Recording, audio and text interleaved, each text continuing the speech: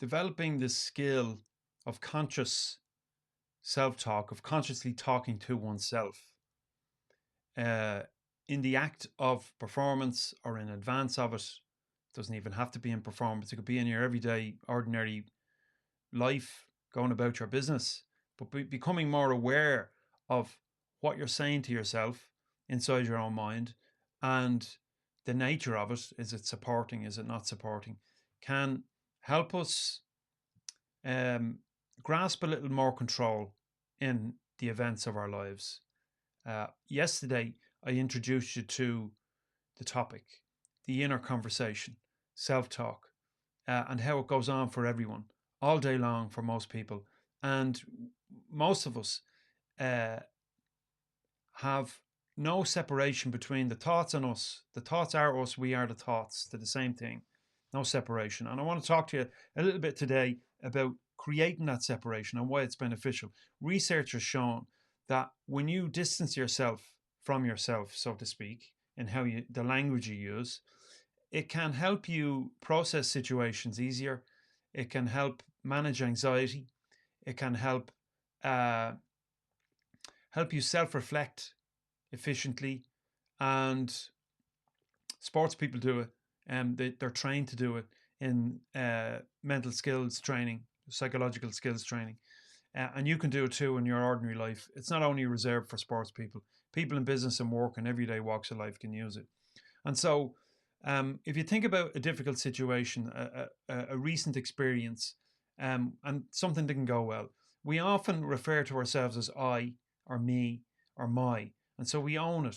There's no separation. So people who come to me and would sit in the room with me, and I would provide coaching or conversation and methods and means in order to deal with the challenges of life and sport and business and so on. The common difficulty those people have is they can't find any separation.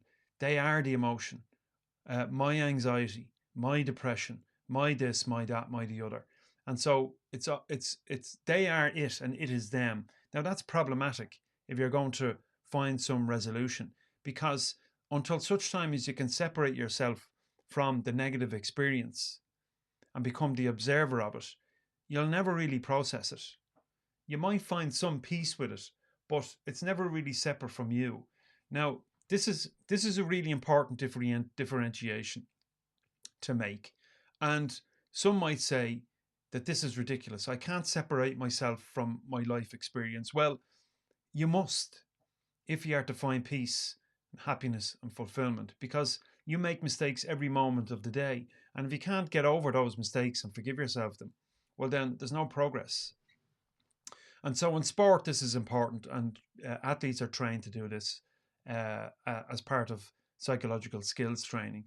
Instead of referring to themselves as I felt this, I did this, I didn't do that, I made a mistake, I really messed up, etc., etc.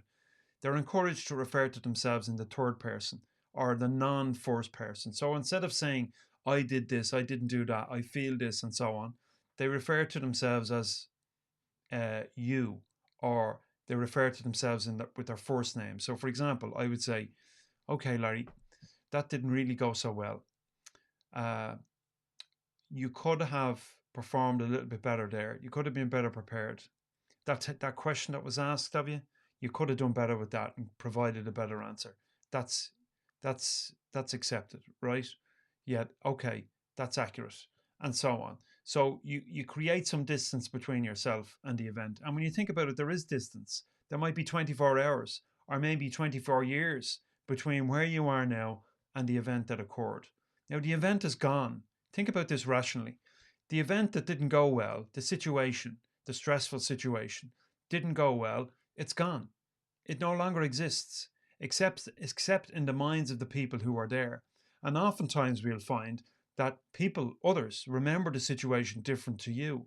We're really good at criticizing ourselves and remembering the things the bad things that stood out, whereas most other people don't. They're more worried about themselves than they are about you. And so, by using this little trick, so to speak, or this developing this skill within ourselves to refer to oneself as you, or Larry, create, in my case, obviously, using your first name, create space between the you that's remembering the you that was in the situation, if that makes sense. And I notice people will say that's a load of BS. Uh, I'm the one who was there, etc. And they'll insist that they're entitled to feel the way they feel, and that's okay. That's, if you want to own it, if you want to continue to own it, even though it's long gone, well, then that's okay. But I guarantee you, if you want to move beyond it, if you want to process it, if you want to develop the skill of self-reflection, non-critical self-reflection, you must begin to assume yourself to be separate from the situation and process it that way. Research has shown that this works.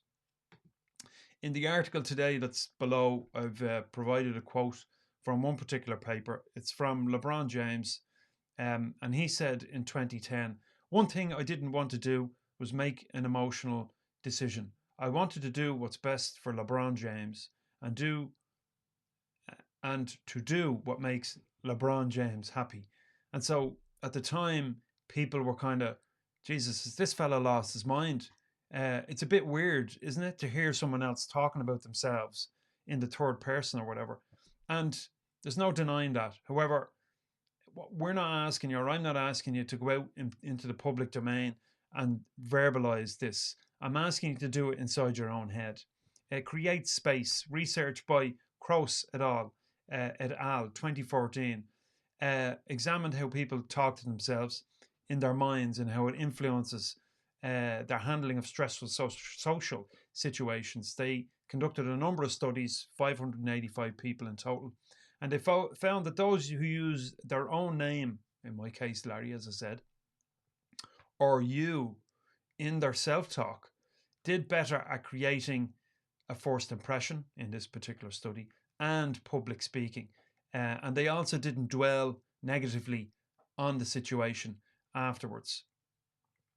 Researchers combined all the results, and they found that regardless of whether you currently suffer with social anxiety or not, if you use this technique, it will help you process situations much easier.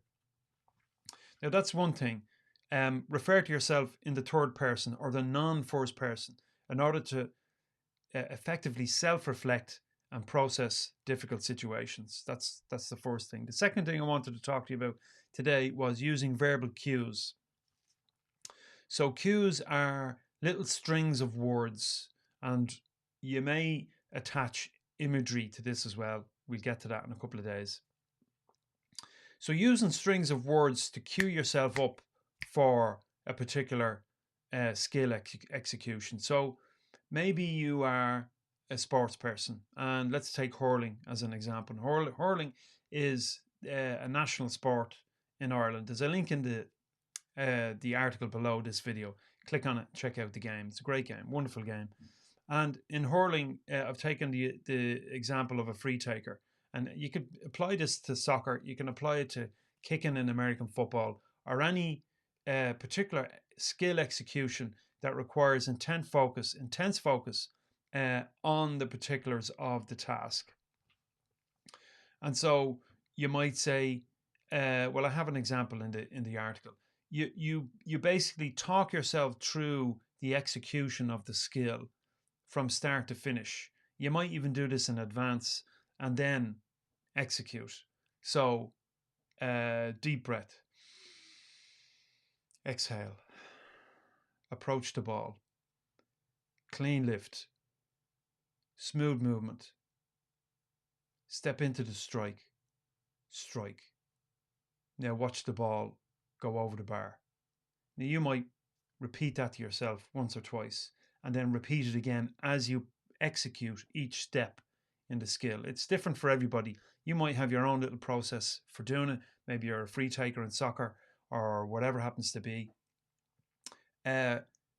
Choose a set of words, a string of words, and associate them with the execution of each step of the skill, and perform that over and over and over and over and over again. And it has the effect of tuning the organism to what to expect.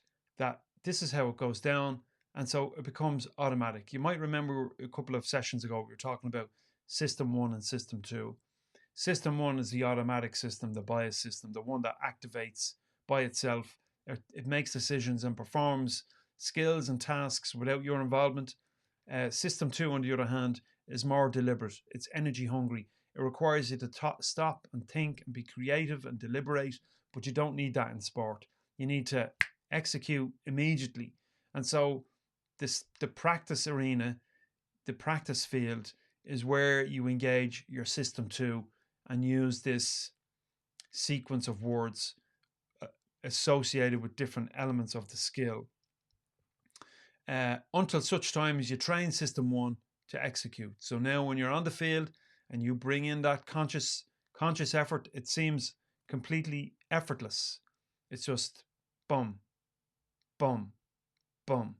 And then the theory goes, at least, you're more inclined to execute on time, on the button, than you might otherwise if you weren't well practiced. So self-talk, talking yourself through the execution of fine motor skills, and using it also to process difficult situations, and self-reflect, 2 ways in which you can use it.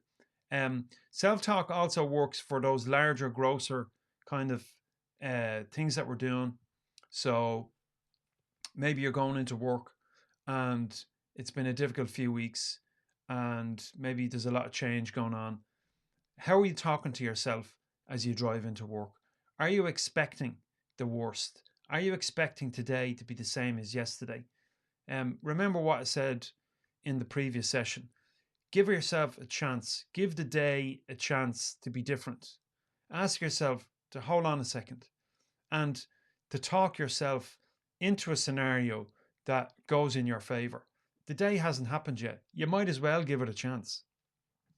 Also, if you're a sports person and you're training and the training is difficult and it's hard on your heart and lungs and it's pushing you through your boundaries, you can either talk to yourself in a negative way. I wish this was over. This is shit. I really dislike this type of training, etc. and so on. Well, it's not going to get easier for you.